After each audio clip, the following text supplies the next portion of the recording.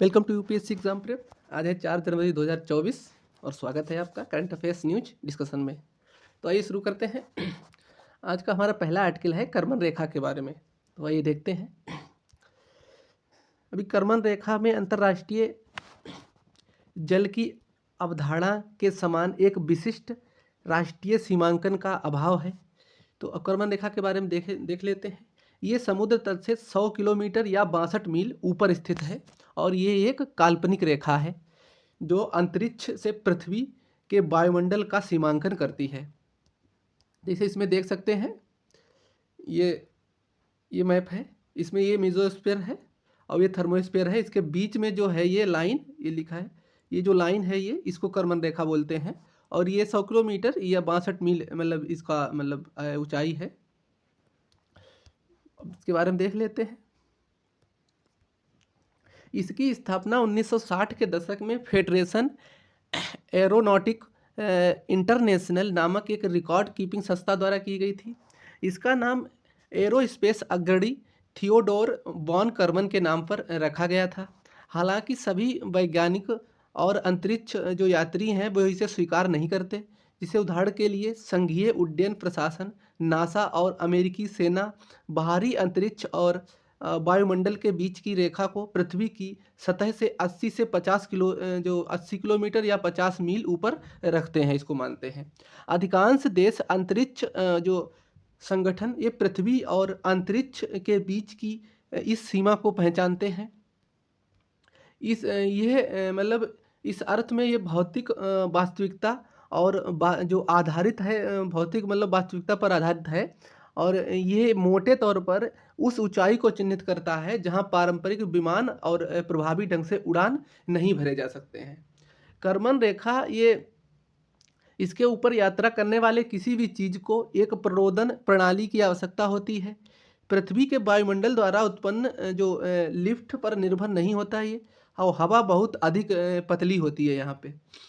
अगर दूसरे शब्दों में समझें तो कर्मन रेखा ये वह जगह है जहाँ किसी जहाज की उड़ान भरने की क्षमता को नियंत्रित करने वाले जो भौतिक नियम हैं वो बदल जाते हैं। जो भी कोई मतलब रेखा को पार करता है वह अंतरिक्ष यात्री के रूप में योग्य हो जाता है।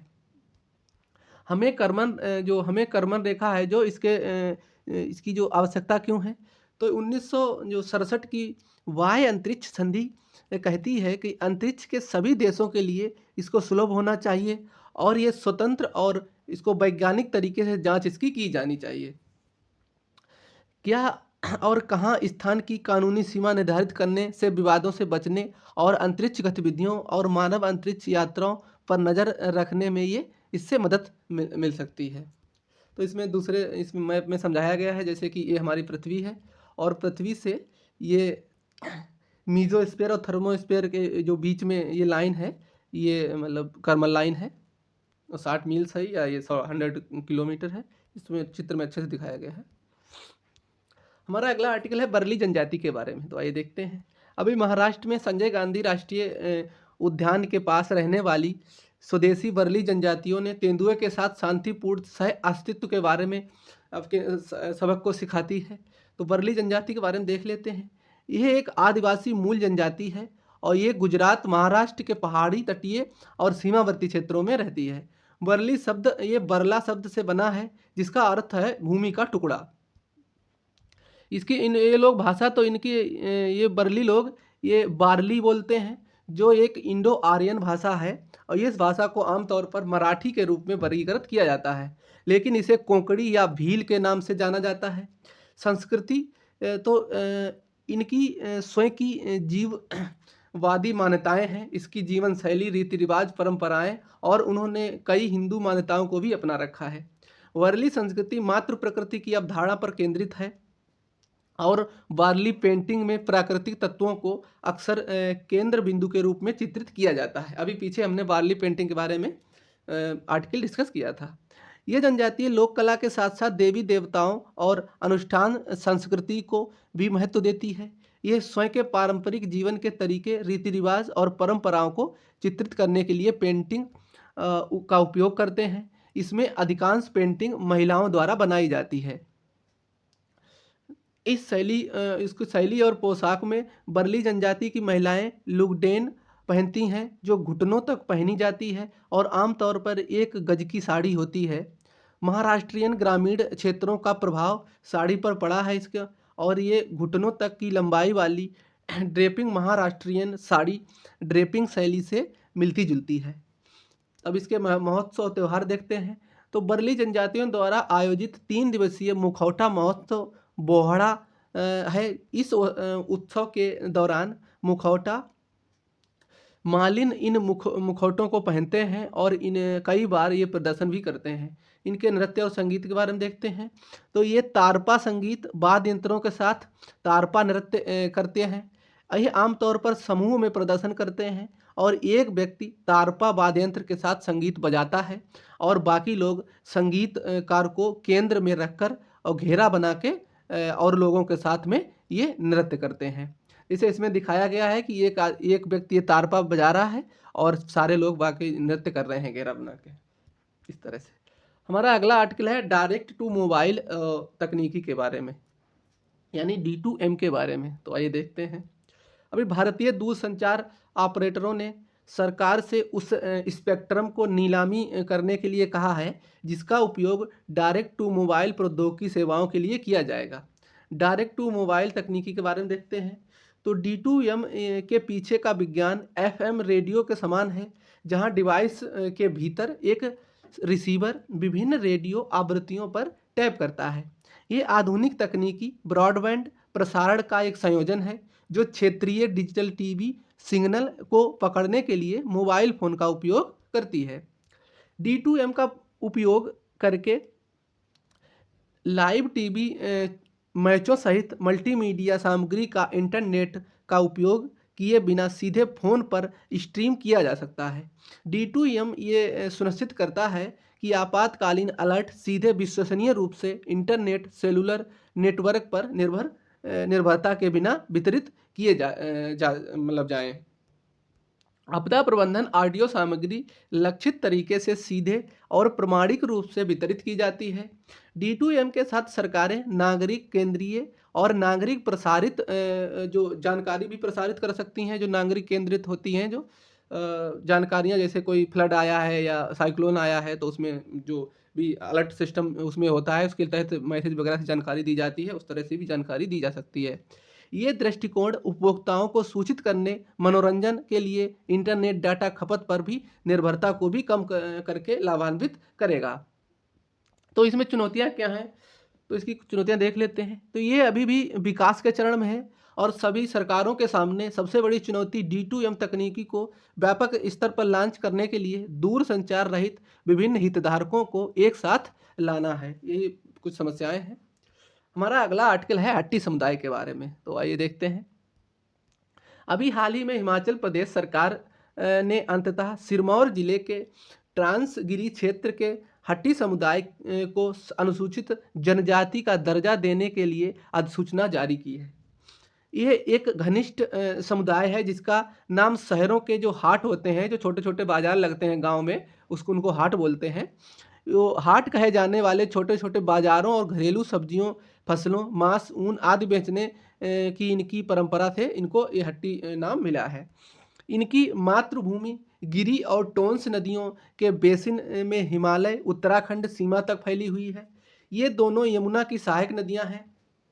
जो भी है ये गिरी और टोंस, ये दोनों यमुना की सहायक नदी हैं।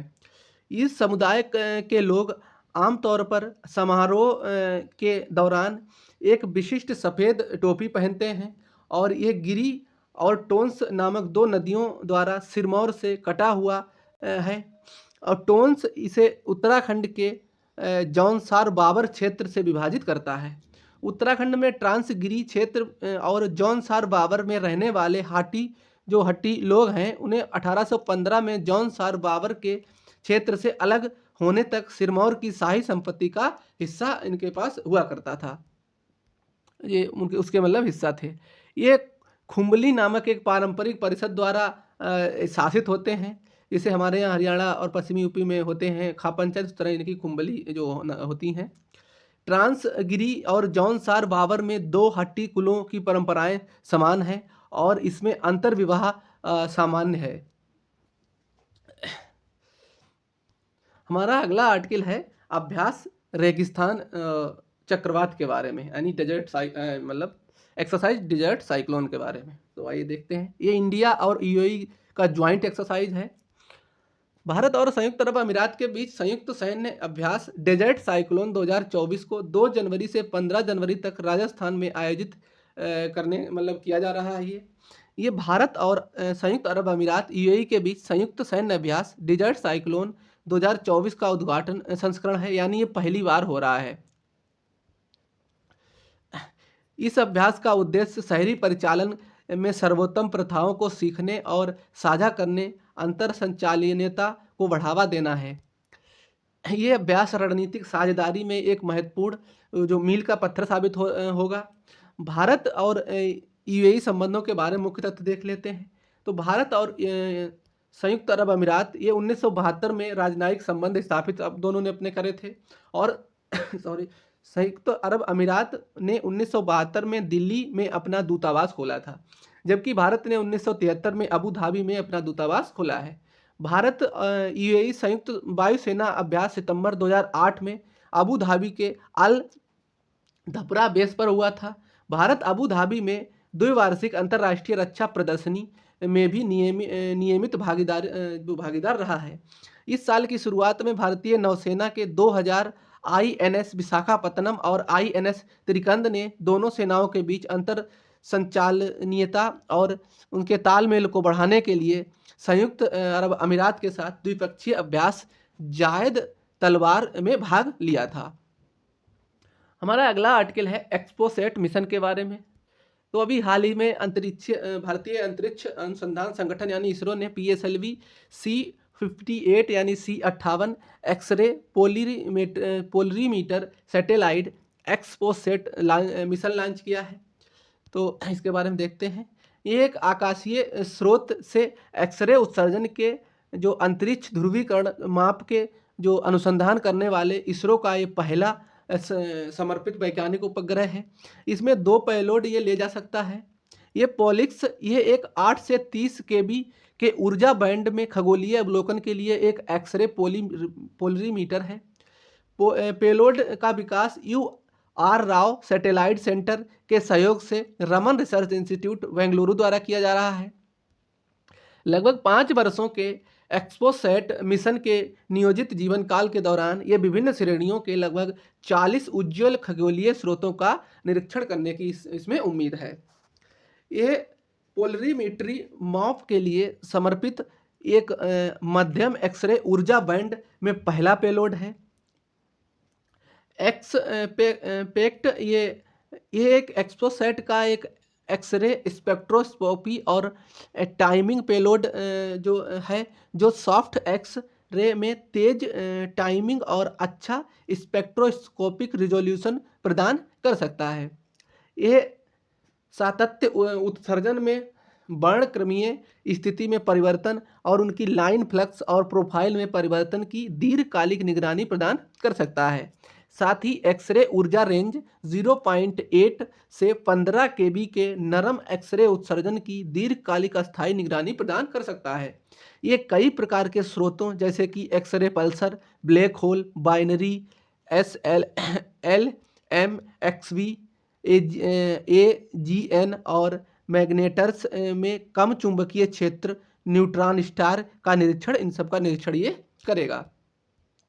इस के लॉन्च में भारत एक विशिष्ट श्रेणी मतलब ये इसको लॉन्च करने के बाद भारत को एक विशेष श्रेणी में डाल दिया गया है, क्योंकि ये ब्लैक होल, न्यूट्रॉन तारों जैसे खगोलीय स्रोतों के अध्ययन करने के लिए वेधशाला भेजने वाला दूसरा 2021 में लॉन्च किए गए नासा के इमर्जिंग एक्सरे पोलीमेट्री एक्सप्लोरर यानी IXPX के बाद ये हमारा भारत दूसरा देश बन गया है। पहला अमेरिका ने 2021 में भेजा था और भारत हमारा दूसरा देश बन गया है ऐसा जो ये सैटेलाइट लॉन्च करने वाला, जो ब्लैक होल और न्यूट्रॉन वगैरह का और खगोलीय जो भी इनकी पहचान करने के लिए इनके बारे में जानने के लिए ये हमारा भारत देश दूसरा बना है।